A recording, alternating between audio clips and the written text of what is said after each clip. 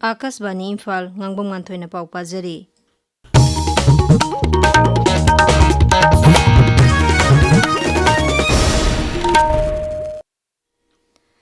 Indian Red Cross Society Manipur State Branch na sinduna ambulance sentokpagi thorom amang asi Imphal gi MG Avenue da leba branch asigi office ta pangthokre. Thorom aduda Lok Sabha MP Dr. Angomcha Bimol Akoijamna ambulance mari society asida khusinakhi.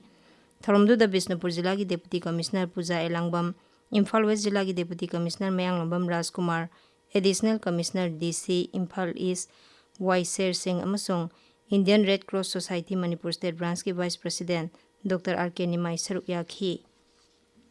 BJP Manipur Pradesh na sinduna English ng masamapan humbudra mga da Bharata emergency thamkhibagi thawdo adubu ningsingduna Sangbidan Hatya Divas Thauram ngasi Imphal gi nitay pachu thekta leba thambal sanglen da pangthokre. Thauram adu da BJP Manipur Pradesh ki President A. Sarda Devi, Hanagi Mukhyamantri Nongthomam Biren Singh, MLA Thongam Biswajit yauna dol gi lusingba kya saruk yakhi. Amaromda Rajya Sarkar na sinduna Sangbidan Hatya Divas Thauram Haujik Ngahaki Matungda Palace Compound da leba Manipur State Film Development Society gi auditorium da pangthokani. Thauram aduda Rajyapal Ajay Kumar Bhala saruk yagani. Manipur Sarkar gi Lau Sing Vibhag na sinduna Santi Raksa gi phibam na sokhalaba Imphal Jilla gi Longmi Singda Sathok hena puthokpa ngamba phawdi amadi maru marang sing yauna Urea Harian thokpagi thoram ama ngasi jilla asigi Sabungkhok Lairambi Community Hall da pangthokre. Thauramadu Lau Sing Vibhag na tongan ba Longmi Lupsinga khusam naduna sinbani. Thauramdu da wangang bada Lau Sing Vibhag ki Director Peter Salam na hai. Program location yang kai mari da pangtok da bima takta koi gi lobi du manga ga koi na han se discussion tawra matung sida thare he na law and order ki thibam sida he na waraba lamdam thare gi tamak di koi tonga na special program chata chata ga sinsi haina adugum ba ya na ba mo por ko gi ngasi gi program di sinje bani mamang da Bisnupur district ki koi na law and order gi thibam sina wa ba tara ba samar myam gi program thal west ki sinje kare ngasi na Imphal East ki location thare gi sinje bani Imphal East ki mafam amada mun sin gi Democratic Students Alliance of Manipur Desam na sinduna Ani Suba State Level Environmental Quiz Competition lisang ni kunmanga gi category A da Pitambara School na ahanba Model Academy na Ani Suba amasung St. George High School amadi Pitambara English School na ahum suba takhi.